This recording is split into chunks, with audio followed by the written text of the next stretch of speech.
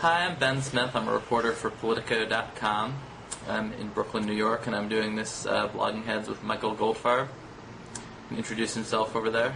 How you doing? Mike Goldfarb, returning to Blogging Heads. I am online editor at the Weekly Standard, and recently was a McCain staffer, and now I'm back to the leisurely life of journalism.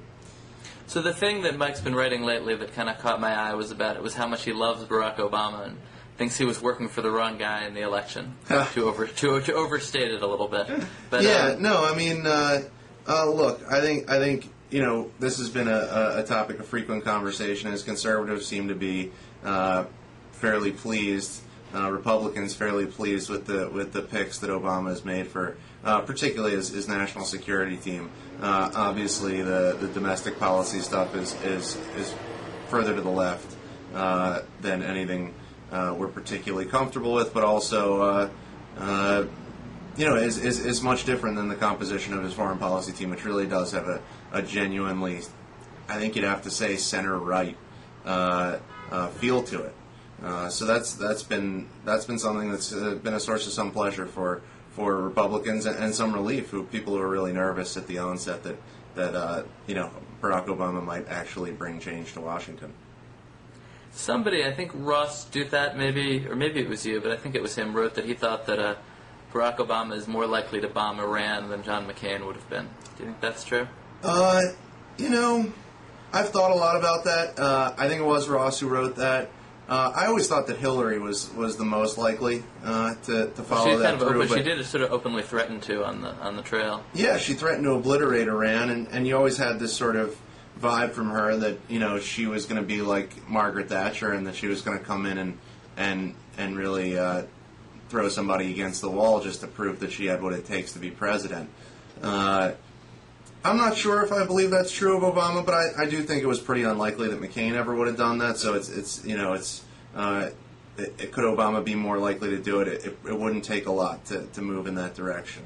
I do think, and I've talked to some Democrats, people who've been in previous administrations who feel like Barack Obama did learn the lessons of the Clinton administration with these sort of pinprick attacks. $1 million missiles against $20 tents type thing, and that he actually will sort of step in and use military force during early on in his administration to sort of set the tone. There's another theory that we've talked about a little, I guess on IM that in fact Obama's picking conservatives so that they can give him the cover he needs to go left. So, and particularly I guess in Israel and Palestine, that only Hillary will be able to force the Israelis to the table. Do you see any? I mean, what do you make of that argument? Do you see anything to that? I thought that was really amusing. I think there's a lot of wishful thinking going on both sides. I think some of the positive conservative reaction to Obama's picks is probably a little bit of wishful thinking, and I think this is where you see the wishful thinking on the left, because look, there are really two ways of looking at the Middle East right now, and one is that if you solve Israel-Palestine, then the other problems get easier, and the other is if you solve Iran, then Israel-Palestine and all the others get easier. And most of the people that Obama's brought into the cabinet believe that Israel-Palestine is the first thing that you have to deal with. But that said, I think these people they are peace process people. They are going to engage in the peace process, and so is the Bush administration the last couple of years. Sorry, did you mean to say that they think Iran is the thing? That they think you should do Iran first? No, the opposite. The opposite. Yeah, okay. They believe, I think Gates, I think Jones, I think Clinton, these are people who believe that much of the Middle East problems stems from the Israel-Palestine conflict, right, and that is what needs to be solved first. That said, I don't see how they get from point A to point B. Even if Obama did want to go in and force the Israelis to some kind of compromise, and even if the purpose of bringing Emmanuel in to some extent, and Clinton and all these people, was to give him the cover to do that, look, in 2 months, in 3 months, you're probably going to have a Netanyahu government in Israel. And look, Bibi's given away more land given more land back to the Palestinians than any other prime minister.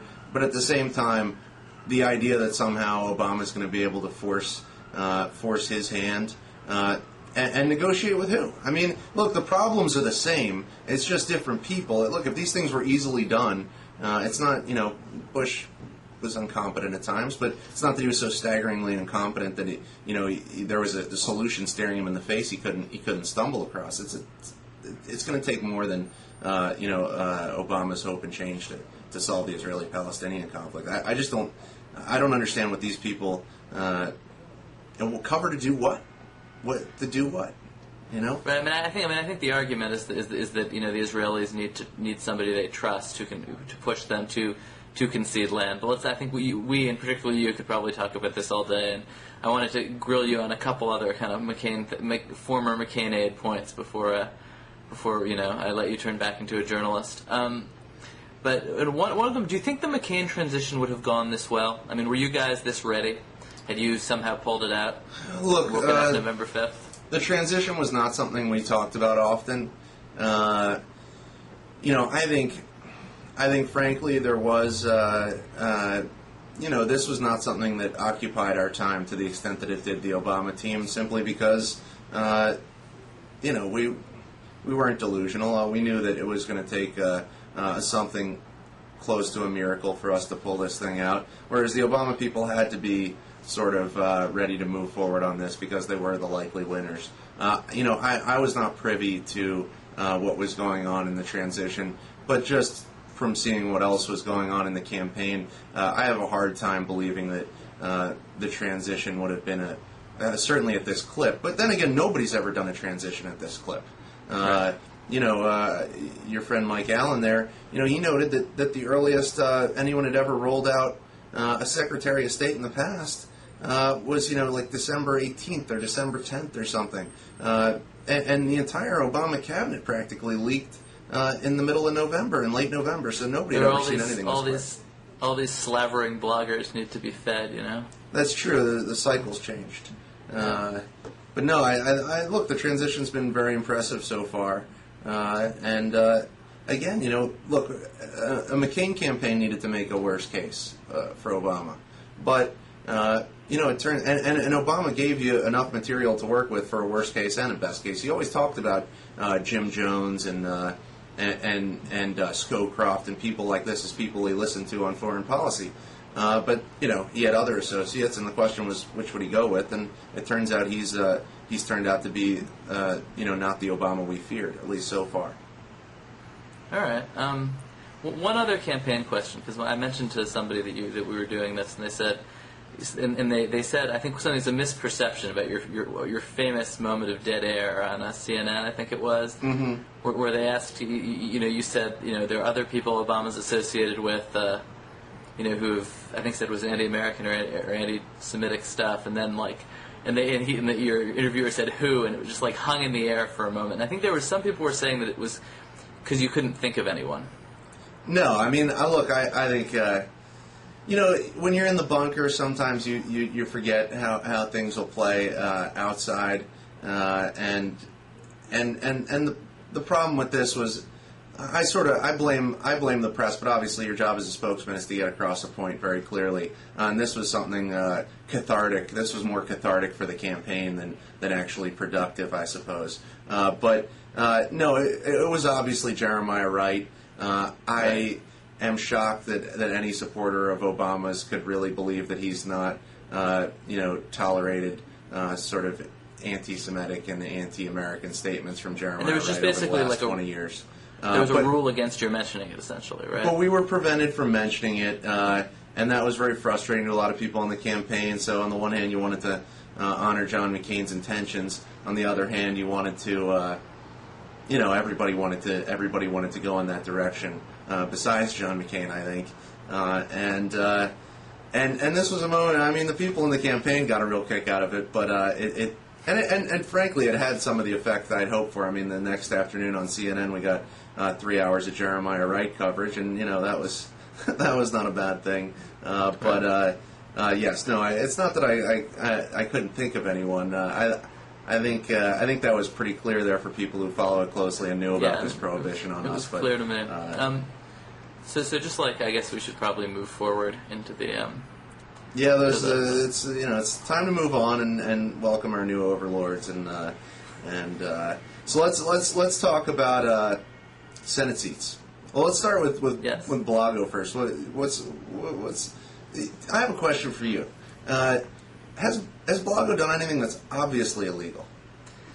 You know, it's funny that you mention that, because it strikes me that some of the stuff that is incredibly crude and vile on the tapes is just a caricature of what is incredibly normal, right? Like, you raise some money for me, I'm not going to give you this post unless you raise some money for me.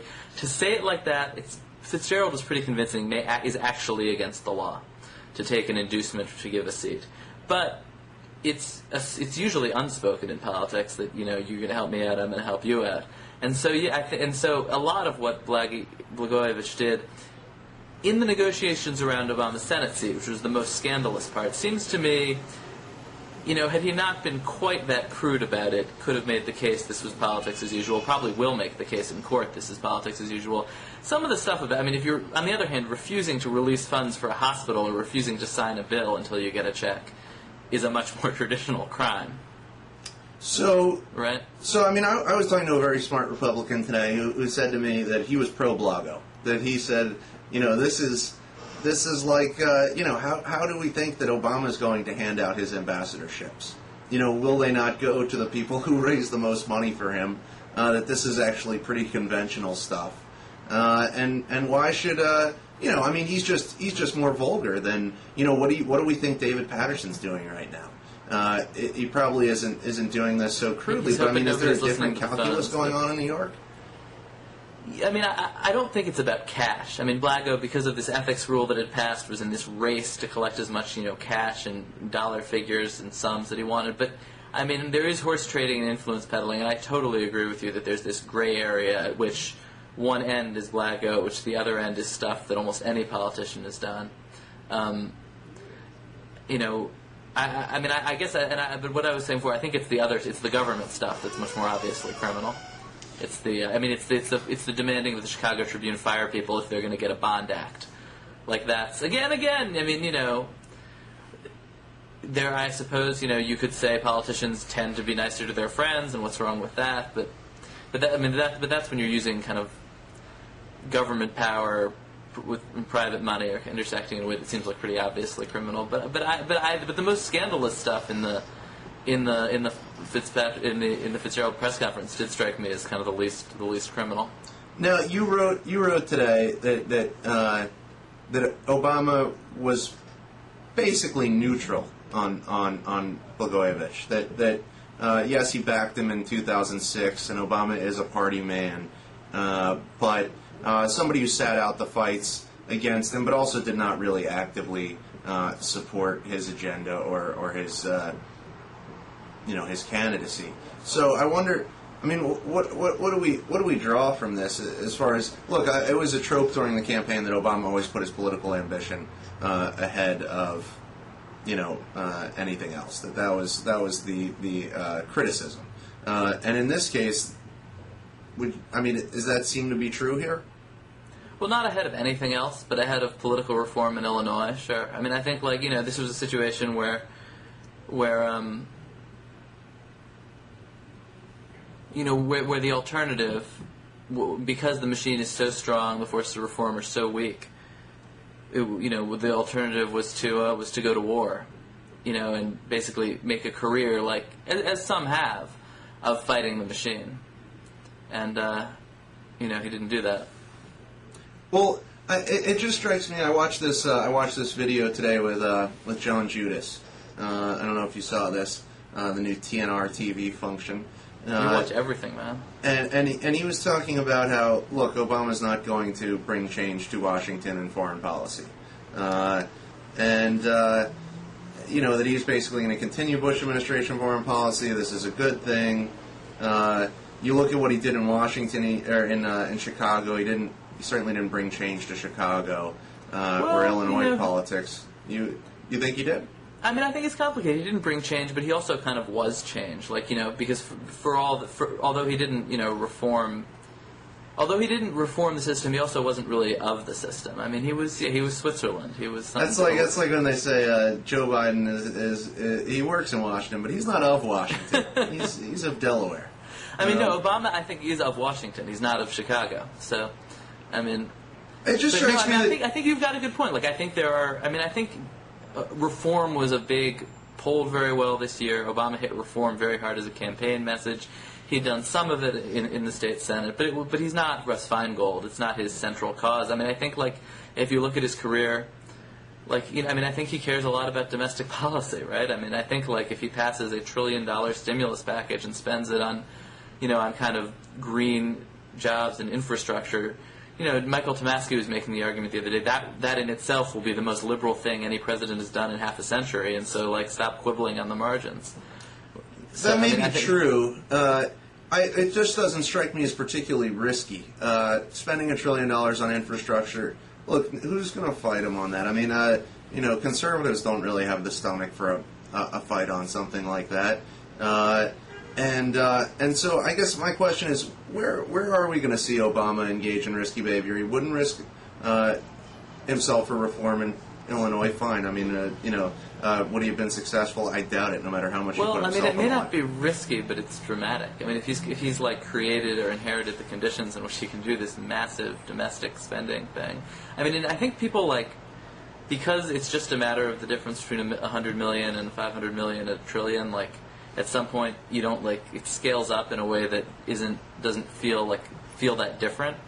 But I just think like the sheer scale of that stimulus package is so massive that it just in itself, I mean, it's risky I guess as a policy move. Some people think it would be a disaster, and in particular expand the deficit just to a frightening degree. But I think on the politics of it, I mean, it may be a situation where you can get away with that, but there have not been a lot of those in the past, I wouldn't think. I guess my question though is do we think? I mean, what are the big risks that you see an Obama administration taking? It's a good question. I don't have an obvious answer. I mean, I think the public diplomacy with the Muslim world, I mean, he's already getting there are elements of the right that are kind of hammering him on that, although obviously, done right, nobody objects to, making Muslims around the world hate us less. So, I mean, I think a lot will depend on kind of the execution of that and what he says. But I mean, there's a potential for him to do that in a risky way, but I don't know. Because I think he's an incredibly cautious. I mean, I think one of the lessons of this year is he's a very cautious guy. Yes, absolutely, and so this is, I think, my sense is that this is the consolation for conservatives. What I think was sort of a liability during the campaign, which was that he was not a risk taker in his political career. Something that you could point to and say, look, what's this guy ever done? When's he ever risked anything? And maybe that certainly from a conservative point of view, as an asset as a candidate, what do we have to fear? You could say that he's kind of temperamentally. I'm not terribly afraid. After all those Fred Davis ads. After all that, I'm like, maybe you haven't watched that new like, one that they released after the end of the campaign. About Jeremiah Wright. Yeah, I know. Then you'd be more afraid. No, I think you're right. Pretty good ad, don't you think? I don't know. I'm a skeptic, but I think maybe he's a little kind of temperamentally conservative, and it's something because he's his identity feels so radical and new. I mean, he doesn't have the same narrative as any other American president ever. He doesn't sort of fit into an easy category, with his story that's been told a million times. It's a different story. But I think temperamentally, as a person, he's very conservative. He's very rooted. I think he's very skeptical of the capacity of government to radically change human nature. I mean, and so, I think there's there seems to be a lot for conservatives to take comfort in. Although maybe that's just the traditional honeymoon period, and something that will come out of the blue for conservatives to freak out about soon enough. We'll find something, well, let's. I just want to, since you are the New York political scene expert, can we dig into the New York Senate seat for a minute here? Yeah. I mean, it's great. Partly it's great because Patterson is not like a predictable guy. He was not supposed to be in this job. Eliot Spitzer picked him as lieutenant governor in part because he wasn't part of the Harlem machine. He came from Harlem, but he kind of alienated some of those guys. He he wasn't their choice. They had chosen somebody else. In fact, when Patterson was chosen, Patterson's own father opposed his pick for a few days. I mean, so Patterson, and he sort of came out of nowhere. He doesn't owe anybody for the job that he has, except Eliot Spitzer, which is why I was floating the Spitzer for Senate appointment. That seems to have been stillborn. No, I think that would be extremely entertaining. It would be amazing. But so in Patterson, he's just going to make up his mind. He's going to. I mean, and it will partly be about what's best for Patterson, but that again isn't an obvious calculation. I mean, I think if you kind of did the math in New York State, what might make the most sense was a very prominent and well-regarded Hispanic female politician from Buffalo, but that person doesn't exist. So he's both trying to check a bunch of boxes, trying not to come across as too political. I think he likes firsts, and I think a first Hispanic senator is probably appealing to him. Do you think this Caroline Kennedy stuff's for real? These things have kind of come in waves. I think this one is I think the Caroline Kennedy wave has sort of crested, because there's the appeal of her name, and she's very well liked. She's said to be a really nice person. I know somebody who ran into her on the subway not long ago. I mean, she's a real person, and apparently, by all accounts, I read the Ruth Marcus column. I know she had a pony as a kid or something. She has a tattoo. We like that.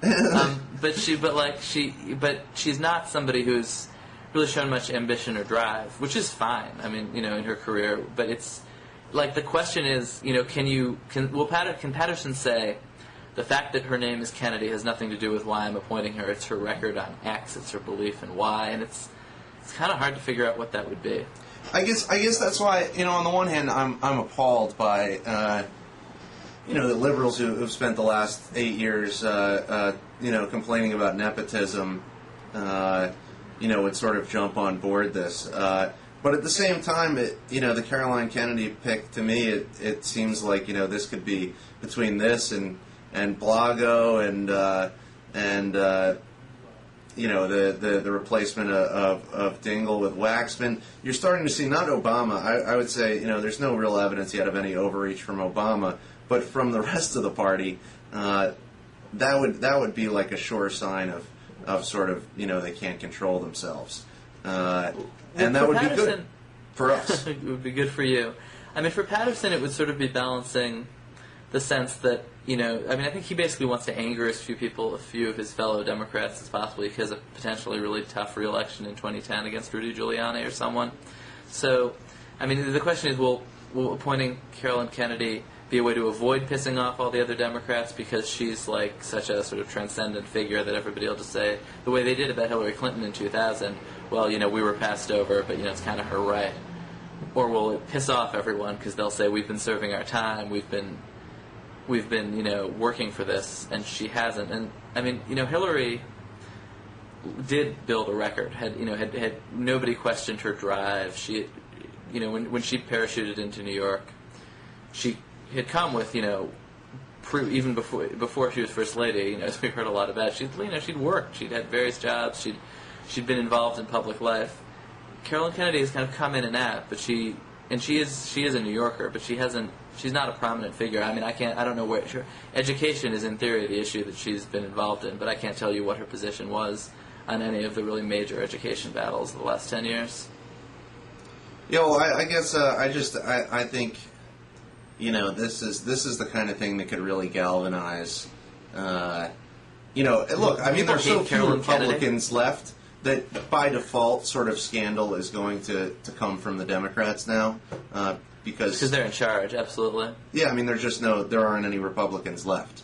But the Caroline Kennedy thing just strikes me as one of those things that could really, look, Republicans are sort of riding high off these little victories they've had with Chambliss and in Louisiana against Jefferson. Yeah, are you riding high? This seems preposterous to me. Oh, I agree with you. It's nuts. These are all, except for the Jefferson one, which is a majority-minority district, and I am impressed that those people, the people in that district, didn't vote Democrat just out of habit. But for the most part, I agree with you. I mean, these are totally to paint this as some kind of. Have you got a horse in the Mike Duncan was painting this as sort of part of the resurgence that he's leading in his campaign for RNC chairman. Do you have a dog in that fight? Who do you like for RNC chairman? Because it doesn't. I did a piece on this the other day. I just, on speaking for myself, I would say I think the man for the job is Mitt Romney. Mitt Romney has expressed absolutely no interest in wanting to do the job. The party has expressed no interest in being willing to elect him to that job. You don't have a Howard Dean, though. There's not somebody who's a little bit bigger than the other guys in the race who can come in and sort of say clearly that he stands for something. No, and that's what I think Romney could bring to it, and we need a turnaround expert here, and we need somebody who's going to really have an eye on organization, who can do press, who can do fundraising. Those are the three keys to it, and it's not clear to me that any of the people in the race currently are competent to do all three. Duncan can raise money, and he can do the management side of things, but he's not an effective surrogate for the party on the Sunday shows, for example. I would love to see Romney get into it, but that's just a fantasy of my own. All right. Well, I will.